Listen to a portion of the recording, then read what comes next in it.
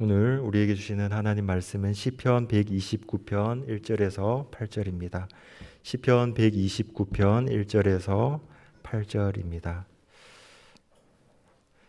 한 절씩 차례로 교독하시겠습니다. 이스라엘은 이제 말하기를 그들이 내가 어릴 때부터 여러 번 나를 괴롭혔도다. 그들이 내가 어릴 때부터 여러 번 나를 괴롭혔으나 나를 이기지 못하였도다. 밭 가는 자들이 내 등을 갈아 그 고랑을 길게 지었도다. 여호와께서는 의로우사 악인들의 줄을 끊으셨도다. 무릇 시온을 미워하는 자들은 수치를 당하여 물러갈지어다. 그들은 지붕의 풀과 같을지어다. 그것은 자라기 전에 마르는 것이라. 이런 것은 베는 자의 손과 묶는 자의 품에 차지 아니하나니 지나가는 자들도 여호와의 복이 너희에게 있을지어다 하거나 우리가 여호와의 이름으로 너희에게 축복한다 하지 아니하느니라. 아멘. 시편 129편의 표제어는 성전에 올라가는 시 중 하나입니다. 주제는 이스라엘의 고난과 하나님의 보호하심입니다. 그리고 가장 큰 특징은 이스라엘 민족을 1인칭 시점에서 나라고 표현하는 것입니다. 이스라엘 전체가 겪은 고난을 나의 경험으로 표현을 하고 있습니다. 이러한 방법으로 하나님께서 하신 구원을 나의 경험 속으로 들여와서 생생하게 와닿게 만들어주는 것이 129편입니다. 홍해를 가르고 여리고성을 무너뜨려 대적으로부터 이스라엘을 구원한 그 역사를 마치 나의 일상들 가운데 일어나는 일처럼 129편은 생생하게 고백을 하고 있습니다. 그래서 읽은 독자인 우리는 이스라엘의 역사 속에 이루어진 하나님의 인도하심과 구원을 나의 삶에 이루어진 구원에 대입하여서 경험하게 만듭니다. 이것이 시편 129편의 특징입니다. 시편 129편을 통해서 우리도 우리 삶에 이루어진 하나님의 구원의 역사를 생생하게 고백하게 되기를 소망합니다. 1절입니다. 이스라엘은 이제 말하기를 그들이 내가 어릴 때부터 여러 번 나를 괴롭혔도다. 시인은 이스라엘 민족을 1인칭 시점에서 나라고 표현합니다. 이렇게 나라는 표현으로 이스라엘을 하나의 유기체로 묶어냅니다. 이를 통해서 각 개인이 민족의 역사를 자신의 개인적인 역사처럼 여기고 민족의 고통을 자신의 고통으로 받아들이게 합니다. 그리고 더 나아가서 그 정체성을 바탕으로 현재의 상황을 직면하고 미래에 대한 소망을 함께 공유하게 합니다. 이처럼 이스라엘 사람들에게 그들의 역사는 하나님의 구원을 직접 경험한 자신들의 간증으로 표현이 됩니다. 이를 통해서 이 시를 읽은 우리도 동일한 신앙을 고백하도록 이끌어 주고 있습니다. 하나님께서는 홍해를 가르고 마른 땅에서 샘이 나오고 광야에서 만나와 메추라기를 내리셔서 이스라엘을 구원하신 것처럼 우리 삶에도 그러한 구원의 역사를 일으키셔서 지금 이 자리에 있게 하셨습니다. 2절입니다. 그들이 내가 어릴 때부터 여러 번 나를 괴롭혔으나 나를 이기지 못하였도다. 1절에서 2절에서 내가 어릴 적이라고 반복적으로 표현한 것은 이스라엘의 형성 초기를 표현한 것입니다. 이것은 단순한 시간적 개념을 넘어서 이스라엘 민족의 특성과 그들이 겪었던 고난의 역사를 함축합니다. 자신들이 초창기부터 외세의 위협과 박해에 무방비하고 약한 존재였음을 고백하는 것입니다. 애굽의 노예 생활부터 가나안에 정착하기까지 그리고 가나안에서 겪었던 주변 민족의 침략과 이후 강대국들의 압제에 이르기까지 끊임없는 순환을 이스라엘 백성은 겪어왔습니다. 마치 보호자가 필요한 어린 아이처럼 자신들을 그렇게 연약한 존재로 인식하고 고백하는 것입니다.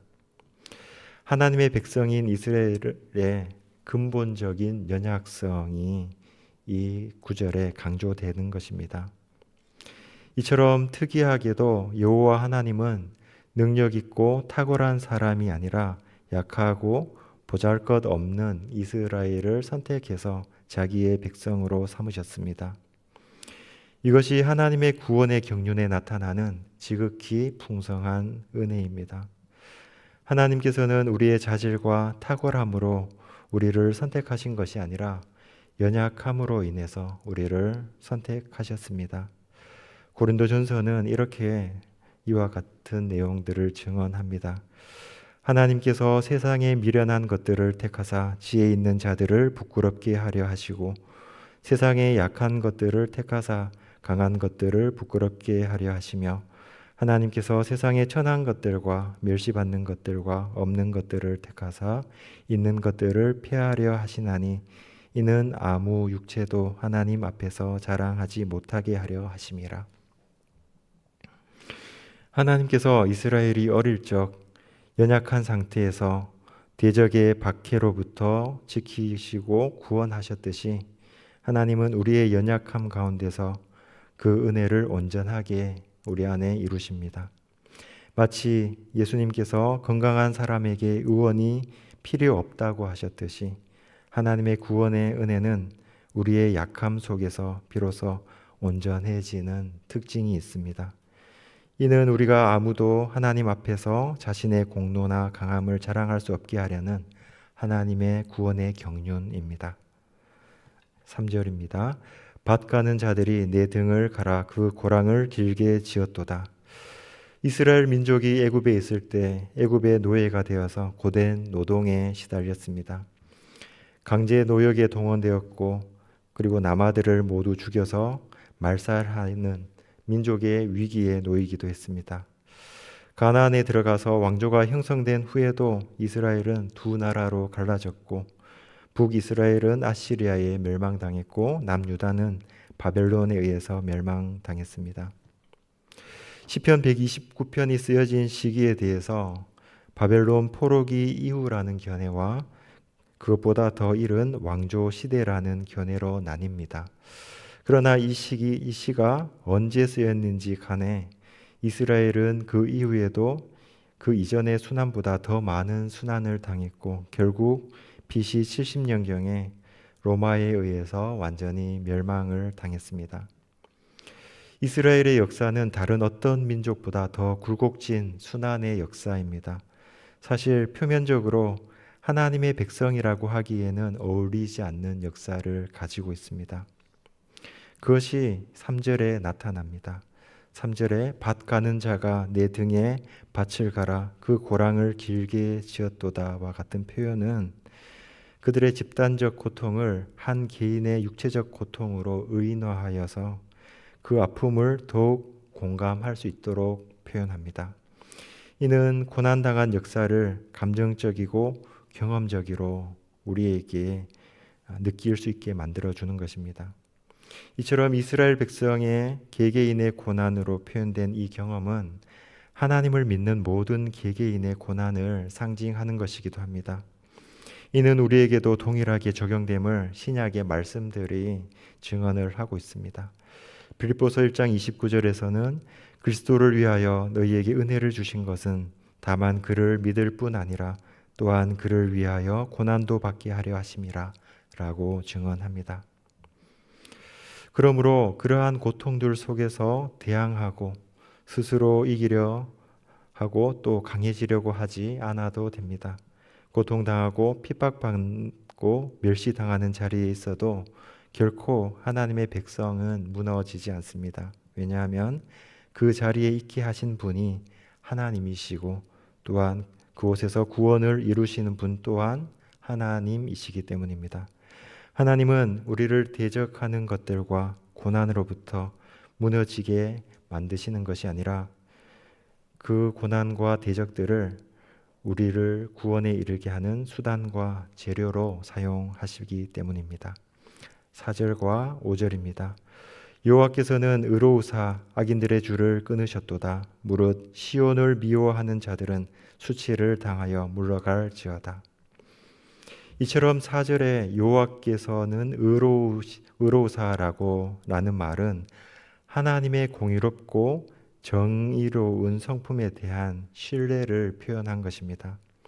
이는 고난받는 자들의 편에 서서 정의를 행하신다는 의미를 내포합니다. 이스라엘이 겪는 억압과 고통이 부당하며 하나님께서 이를 아시고 관과하지 않으신다는 하나님에 대한 신뢰가 담겨 있는 것입니다. 그래서 하나님께서는 반드시 악인의 줄을 끊으십니다.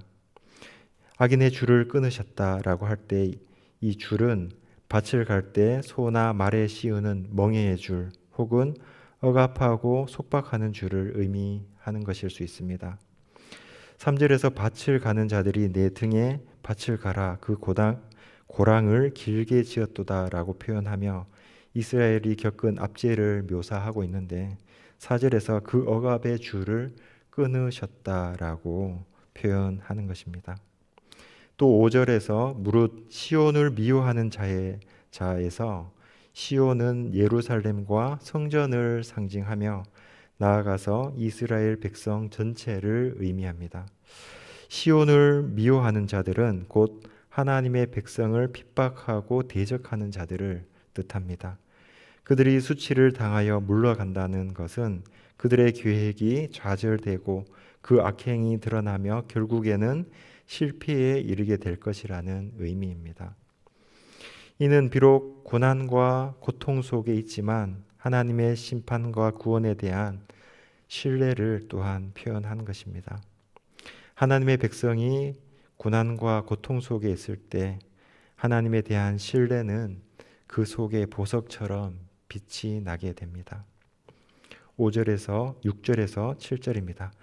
그들은 지붕의 풀과 같을지어다. 그것은 자라기 전에 마르는 것이라. 이런 것은 베는 자의 손과 묶는 자의 품에 차지 아니하나니. 고대 근동 지역, 특히 팔레스타인의 집들은 평평한 흙 지붕이 많았습니다. 비가 오면 지붕 틈새에 풀이나 잡초가 자라곤 하는데 흙이 얕아서 깊이 뿌리를 내리지 못합니다. 잠시 푸른 듯이 보이지만 햇볕이 조금만 강해지거나 비가 오지 않으면 금방 말라버리게 됩니다. 그래서 그 풀은 추수꾼에게도 가치가 있는 수확물이 될 수 없습니다. 악인들이 아무리 애쓰고 번성하는 것처럼 보여도 하나님의 관점에서는 지붕 위에 나는 풀처럼 가치 없는 것들입니다. 믿음을 따르는 우리를 고통스럽게 하고 두렵게 하는 것들은 마치 지붕 위에 나는 풀처럼 그대로 두어도 말라버리는 풀과 같습니다. 아무런 열매도 맺지 못하는 실익이 없는 것들입니다. 우리는 그 실체를 잘 알고 우리의 대적과 악에 대해서 대응을 해야 합니다. 8절입니다. 지나가는 자들도 여호와의 복이 너희에게 있을지어다 하거나 우리가 여호와의 이름으로 너희에게 축복한다 하지 아니하느니라. 이 구절은 하나님의 심판이 단순히 악인의 권세를 꺾는 것을 넘어서 그들의 존재 자체를 무의미하게 만들고 하나님의 은혜에서 완전히 배제시킨다는 것을 보여줍니다. 이 시가 쓰여진 상황은 이스라엘이 주변 나라들로부터 침입을 당하거나 혹은 바벨론에게 압제를 당하고 있는 상황일 수 있습니다. 그러나 비록 지금은 악인들이 번성하고 있더라도 하나님의 공의는 실현되며 결국 악인들의 운명은 비참할 것이라는 내재적인 확신이 이 시를 부르는 시인 속에 들어있는 것입니다. 이렇게 시편 129편은 악인과 대적으로 인한 고난을 당하는 신앙인들에게 위로와 소망을 제공합니다. 이스라엘처럼 연약한 우리를 괴롭히는 대적이 또한 우리에게도 있습니다. 빌립보서는 우리에게 이렇게 증언합니다. 무슨 일에든지 대적하는 자들 때문에 두려워하지 아니하는 것을 듣고자 함이라. 이것이 그들에게는 멸망의 증거요 너희에게는 구원의 증거니 이는 하나님께로부터 난 것이라. 이스라엘 백성처럼 믿는 우리를 괴롭게 하고 고난에 빠지게 하는 대적이 있음을 기억해야 합니다. 그런데 우리의 대적은 사실 우리 밖보다 우리 안에 있습니다. 우리 안에 육체의 욕심, 탐심, 정욕은 악의 근원적 실체이기 때문입니다. 우리는 항상 우리 자신 안에 있는 그 대적과 대치하고 있음을 기억해야 합니다. 육신의 욕심과 탐심으로 인해 죄를 짓고 영적인 침체와 고난을 겪기 때문입니다. 끊임없이 죄를 짓도록 유혹하고 마음을 황폐하게 만드는 것이 바로 우리의 대적입니다.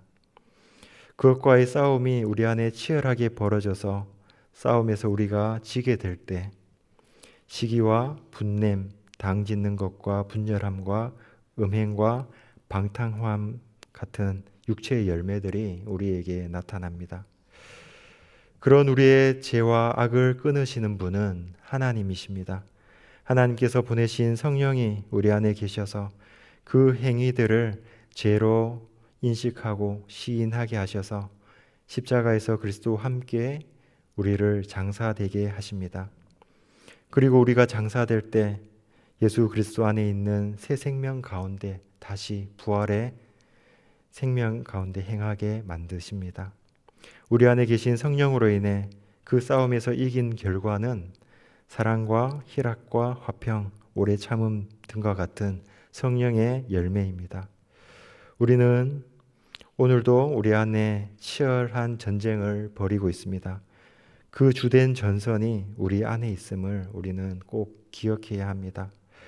우리 밖에 있는 누군가를 대적으로 여길 때 우리는 분노와 증오, 비난, 자기의가 싹트서 우리를 육신의 지배 아래 두게 만들어 버리게 됩니다. 그래서 그 싸움을 시작하기도 전에 이미 우리는 지게 되는 것과 같습니다.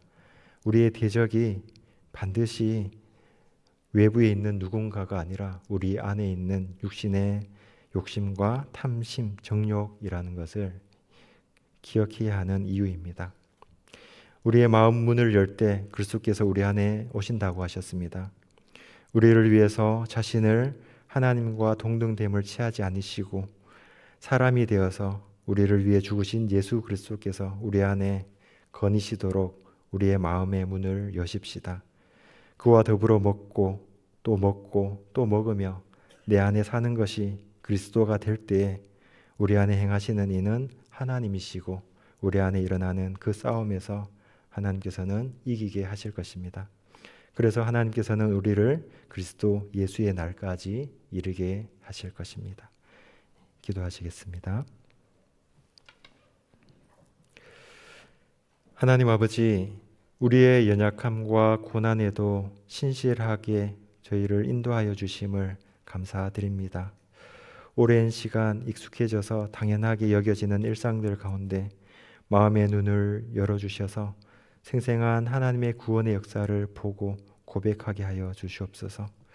우리 안에 있는 육신의 욕심이 우리의 등을 갈아 고랑을 짖게 만드는, 고통을 주는, 그리고 마음을 황폐하게 만드는 죄의 근원임을 고백합니다. 그러나 성령을 우리에게 주셔서 육신의 욕심을 죄로 시인하게 하시고 십자가에서 그리스도와 함께 나를 장사되게 하심을 감사드립니다. 우리 안에 오신 주님과 더불어 먹으며 새 생명 가운데 행하여 사랑과 희락, 화평의 열매가 우리 삶에 맺히게 하여 주시옵소서. 우리 밖에 있는 누군가를 대적으로 여겨 분노와 미움에 사로잡혀 육신 아래에 있게 하지 말아 주시옵소서. 때로 지는 것 같아도 우리 안에 일을 시작하신 이가 하나님이시니 그리스도 예수의 날까지 우리 안에 오셔서 우리와 더불어 먹음으로 그 싸움에서 이기게 하여 주시옵소서. 예수님의 이름으로 기도드립니다. 아멘.